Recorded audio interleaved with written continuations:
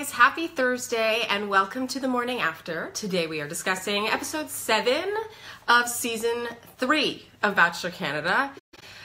This was a very, to use Chris's word, a very intense episode, I thought. It was like such a down-toned episode. It was all so stressed out, and I thought it was funny that even the one person who did get a one-on-one date this week, Jesse, cried when getting it, which sort of set the tone, I thought. And Chris, too, I wrote that he was laying it on really thick. The episode opens with him saying, "I'm in Puerto Plata and have 6 of the most incredible people I've ever met with me." And he said, "I want to open my heart to them and feel things that I've never felt before." It's getting, I find it a little cartoonish when they go to such extremes saying things like that, but I do believe that Chris is really getting into it.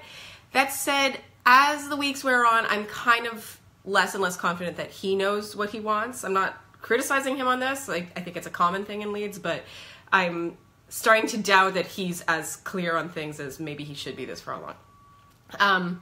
Oh, and I mentioned too, so Jessie gets the one-on-one date, and then Stacey is so Canadian in her ITM. She says, "As happy as I am that she's going to get those answers, I want them too." I feel like on the American show, it would be just more backstabby and that should have been mine kind of tone. Jessie gets the one-on-one. Guys, it's so tedious to me when there's a first one-on-one in episode 7. This person is not winning. So just, I like Jessie. I like her a lot, but she should just, we knew she was not going to win this. So I just feel like give a second one-on-one to someone else. It really irks me when this happens. Especially when on the date, the issue becomes that Jessie is not into affection and physical touch. And this is so annoying to me. This girl's not getting a one-on-one until episode 7, and then it's being used against her, or Chris's argument against her, which is, we know it's not her, is not going to pick her, is that, oh, I need physical touch, and she's not into that. As if she should be doling out physical touch when she hasn't gone to one-on-one till episode 7 and is on a reality dating show. And obviously being on TV changes how you are, so I just think that that's a terrible argument. Anyway. Okay, we move on to the group date. Oh, and they're not sure whether it's going to be a 2-on-1 or a group date announced, and Stacey is reading it. And I thought it was very telling Lindsay's confidence while Stacey was reading the names. She first says Michaela and Lindsay's like, and she was so confident in the way she said this. It's like she knew that she would never be on a 2-on-1, and it kind of gave me a little pause. I was like, wow, she's like really confident. I don't know. There was something about that stuck out to me. Okay, so group date. I thought this was a really cute idea, building the sand sculptures. I'm shocked this has never been done in Bachelor world.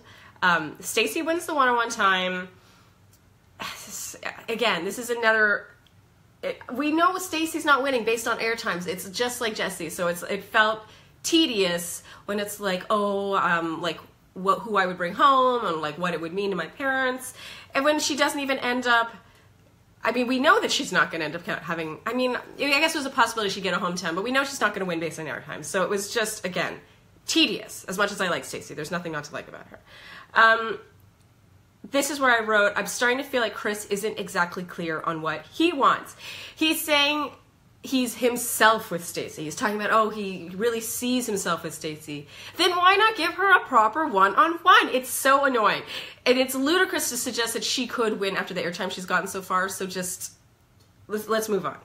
Anyway, the group date. It is interesting to see who the control freaks are personality-wise. I feel like Lindsay and Michaela are obviously the 2 frontrunners. I felt this way for a while. But it's interesting how Lindsay, I guess, I get the impression that Lindsay is used to being, a little more in control than she's feeling. And so, I don't know, there's something about how her breakdown versus Michaela's. Michaela's is a little more she's hoping and she's hopeful, but there's more of a passivity to it, while Lindsay, I feel like, is kind of freaking out. It's very interesting. Okay, 2-on-1 date. Is it just me, or I swear they book 2-on-1 dates around terrible weather? It's like they look for a horrible weather forecast and they're like, that's the day. That's the day we're going to do it. Because no 2-on-1 is complete without like rain pouring on the person who's just been sent home. There's an epic direct look into camera. I don't know if anyone noticed this, from Katie in the cable car going up. It's like clearly awkward and meant to be awkward. And there's this moment where they're all just, and Katie's like at the camera, and it's so good. I talk about Katie's meltdown in my written recaps, so I'm going to steer away from that for now. So Kate goes home. This wasn't super surprising to me based on the episode leading up to it. But what I loved about her exit was how she said the hardest part was the vulnerability hangover. I loved this term. I might steal it. She said, my brain just wants to walk me back to the safe zone. And you know exactly what she means. Like, she had just put it all out there. And he's like, I love to hear that. And then he sends her home. It makes you want, makes you want to go back in time and not like open your heart. So I loved the term vulnerability hangover, and I am adding that to my vocabulary. Okay, so rose ceremony. No surprises here. We knew Jesse and Stacey based on airtime alone and the dates that they've gotten or not gotten. We're gonna go home. And something about the pacing of the eliminations this season felt really weird to me. Like, there have been rose ceremonies where one person went home and there was still like 14 people, and you're like, ah. And meanwhile, two people are going home here, and it just felt like a huge cut. Obviously, it was to build up the intensity. It just felt, I don't know, it felt a little like out of sync. Also, since the one person who I wasn't sure would be getting home 10 was Katie, and she already had a rose, so it was like, okay, Michaela, Lindsay, yeah, call it a day. So I'm just going to touch on the Katie thing, but I do write about that.